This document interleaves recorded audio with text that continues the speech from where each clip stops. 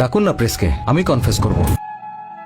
গত 40 বছর ধরে এই জায়গায় রাজার মতো রয়েছে, কোন রকম কলঙ্ক ছাড়াই। তারপর হঠাৎ করে কোত্থেকে একটা অচেনা লোক আসে আর গুজব ছড়ায় যে তার থেকে আমি $10,000 লোন নিয়েছি। মূলত আমার সুনাম ক্ষুণ্ণ করতে এই কাজটা করেছে ও। আসলে সত্যিটা কি? এই লোকটা হচ্ছে একটা ব্ল্যাকমেইলার, এমন একজন অভিজ্ঞ ব্ল্যাকমেইলার যে কিনা আমাদের মতো ধনী পরিবারকে টার্গেট করে। আজ সে নিজেই এখানে তা স্বীকার করবে। আমি সবার কাছে দুঃখ প্রকাশ করছি, রাজেন্দ্রনাথের বিরুদ্ধে সব মিথ্যা বলেছি যে তিনি আমার কাছ থেকে $10,000 লোন নিয়েছেন। এটা সত্যি না। এসব কি বলছেন?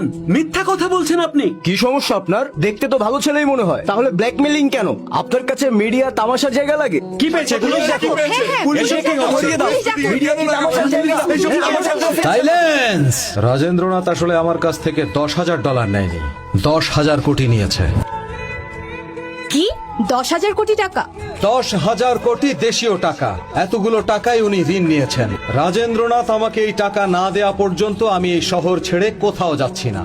আমি কি ব্রেক নিতে পারি? সরকারি হিসাবে 10,000 কোটি। শালা তামাশা করে তুই এখানে চিল মারাচ্ছিস? তুই $10,000 বলে 10,000 কোটি চাচ্ছিস এখন আমাদের থেকে? শুধু প্রবাসী বলে তোকে কিছু বলছি না। না হলে কি করবি রে? আমি প্রবাসী না হলে কি করতি তুই? আর এক কদম আগালে ও ডাবল থাপ্পড় খাবে। ওখানেই থাক। অনেক কিছুই মানুষের ধরা উচিত না। ফর এক্সাম্পল, আমার কলার।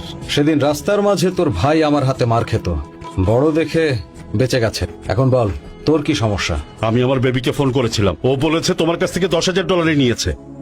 ও যা বলেছে সেটা সত্য না। তোর বেবি আমাকে ভালোবাসার নামে ধোকা দিয়েছে। আর ওই সময় জেসিও আমার উপর ফিদা ছিল, সে আমার জন্য পাগল ছিল।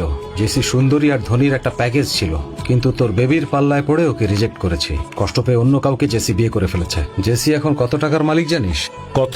10,000 কোটি। তোর বেবির কারণে 10,000 কোটি টাকার লোকসান হয়েছে। সেটা এখন কে পোষাবে? ওটা তুই দিবি নাকি তোর বেবি? কে দেবে? দুলাভাই দেবে, আমার দুলাভাই দেবে। মিস্টার রাজেন্দ্রনাথ, এটা যদি বিজনেস লোন হতো প্রবলেম ছিল না। 10,000 কোটি টাকার যে লোন আপনি ওই ছেলের থেকে নিয়েছেন, সেটা কোম্পানির কোনো অ্যাকাউন্টসের খাতায় হিসাব নেই। কোম্পানি তা মেনে নেবে না, এই জন্য আমরা কুইট করছি। 40 বছরের কোম্পানির মান সম্মান ডুবিয়ে দিলি। তুই আসলে কে?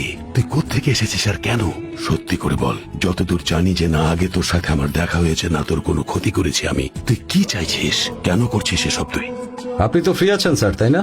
যদি ফ্রি থাকেন তাহলে আর্জেন্ট দিল্লিতে চলে আসুন। আমি এখানে ডিস্ট্রিক্ট সেন্ট্রাল জেলে আছি স্যার। চলে আসুন, এখানেই কথা হবে। স্যার শুনুন। আসার সময় আপেল আর কমলা আনতে পারবেন?